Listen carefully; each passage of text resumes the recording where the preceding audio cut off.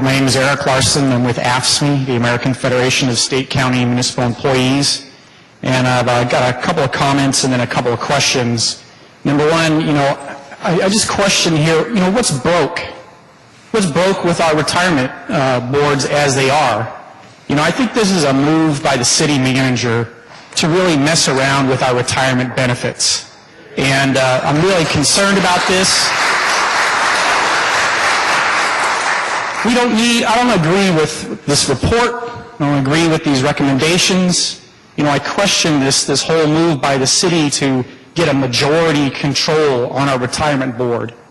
So the questions I have, in light of recommendation 6, how do we see recommendation 2A, B, and C working? And then another question is, how do you envision the transition to a new governance model being put in place? Thank you. Thank you very much. Those are two very good questions. As to the budget process, we haven't thought ahead to the details.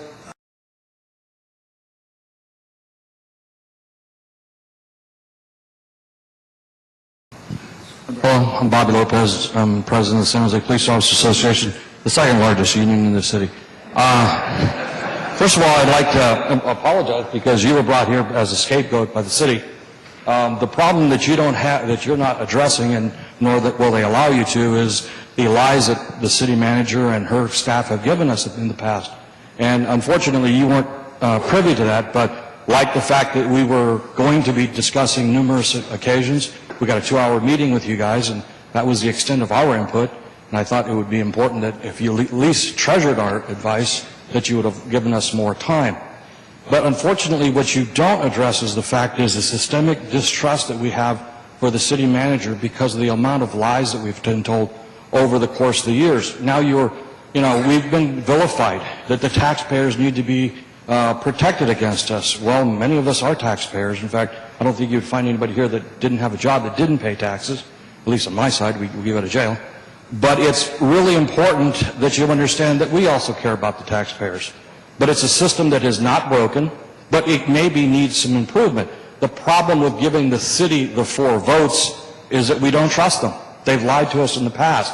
And what we're asking for is a reasonable accountability and control over this. I still consider it meet and confer. And I have a Santa Clara County civil grand jury that says, I'm reasonable. The grand jury also says that you can resolve most problems over a phone call. The city doesn't have that, nor does the city manager. We've been dictated over the course of the last 3 or 4 years on what we should and what we need. The problem is they've been historically wrong, both in their facts and the things they want. The city has a history of making bad investments, which is not a problem except for me. This investment is my future. And I think that we have to take accountability to the fact is that if you give them 4 votes, unfortunately, our 3 votes don't count, so you might as well make it 1. What we're asking for is the accountability and the ability to also steer this ship. With the city council members on board, we can do that. But if you're going to replace them, then give us the safeguards. Because I think if you had a vote of the taxpayers, who do they trust more, the city manager or us? We would win. And I think that in the past we've shown that. And so it's not a secret that we're just asking for a fairness in playing this thing out. The choosing of the board members and everything that's been into account, it can happen, but we have to get over the systemic trust, and unfortunately the city hasn't done very much to get us over that line. Thank you. Okay, Walter Lynn.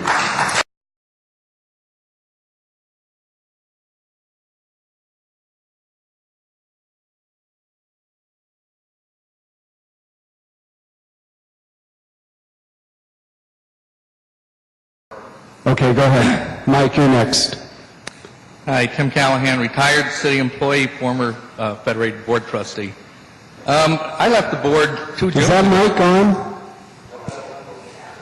Yes, can you hear me? Wow. Okay. Thank you. I left the board 2 Junes ago, and we were doing fine. As far as I recall, in that year, the fund made $200 million, and the normal cost of operation was about $100 million, so we did well. And then, of course, the stock market crashed, and everybody did poorly. Now, I don't know when the RFP went out. for this reorganization study, or whatever you might call it. I was totally unaware of it and actually blindsided when I saw the study being done. But I'll agree with the former speaker. It just seems to me to be an attempt by the city to control our retirement funds, to shortchange civil service from having any say in it. The Federated Board already had a banker expert on it. We have experts that are here that we work with and stuff like that.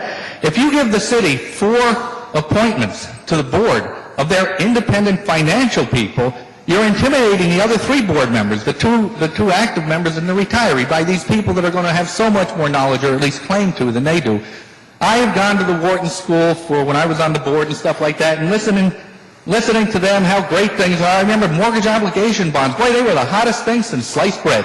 And that's what brought us all down. You know, so I don't know what people are talking about experts. All I know is I have a vested interest in this retirement, and I don't believe anyone should be on the board that doesn't have the equal vested interest in the retirement fund. I'm totally opposed to having independent people selected by the city from the community to sit on our board.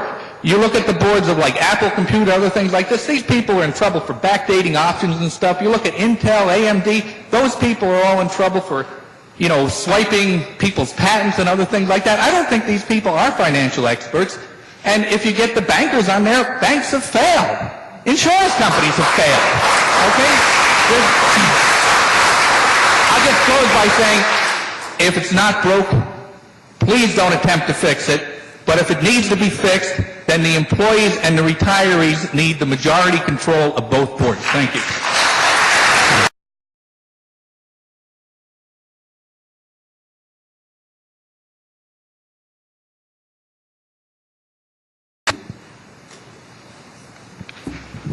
Thank you. My name is Bob Leninger. I'm president of the Retiree Association, all federated, largest retiree association in the city. How's that? Okay. We have about 2,900 pensioners, about 4,600 when you count spouses, so we have a large group here that's very interested in what's happening. A lot of our board members are here today. I'd like to thank the council people that are on the retirement boards for showing up today. That's one reason why, one of the things we feel very strongly about, and we think the taxpayer is better served with the San Jose City Council retaining a substantial presence on these boards. And these are dedicated people who have a lot of other things they can do, but they're here today to listen to us, and that's proof, I think, of the point that we need to keep them on the board. I'd like to, technically, Roberto, just a real technical point. The City Council did not accept the staff report last month. They received it, and they asked everybody to go back, you folks to come back and get input here before you make your recommendations. So we assume that's what we're doing here, is making our comments, and these things are going to be considered in its entirety before your recommendations are final. I believe that's the case. That's correct, Bob. That is correct. We think the majority is I can just repeat, I can't say it any better than the people have said it here, but I just don't think, and the federated retirees don't really think that what we want to have is a system of experts, hiring experts, who hire asset management experts, and are kind of a closed internal system. You know, we think, of course, you can always have more of a good thing. We can always have more good minds, good investment people in these complicated times to come on board and help out. But we think the system should pretty much run the way it is. It should be accountable, you know, to an elected representatives on the unions, retirees, city council, and sure, we can have some outside experts on the board. But I think we're making a mistake going into a majority rule here. You know, I'd like to make one other comment. And there's no analysis in here, and I don't think a decision should be made till the operating cost implications of all this are known. There's a lot of people in the investment business that know a lot more than any of us know, who think over the next few years that returns on investment are going to be somewhat limited because of the problems we've had in this country, in our economy and our financial structure. The cost of administering these systems is going to be a very important consideration as we go forward. It's likely to be, or could be, a very high percentage against the returns. And I think anything that goes forward here should only be taken on by the City Council after there's been a full analysis and review of what the cost to run this system would be. Thank you, Bob. Thank you, Bob, for your comment.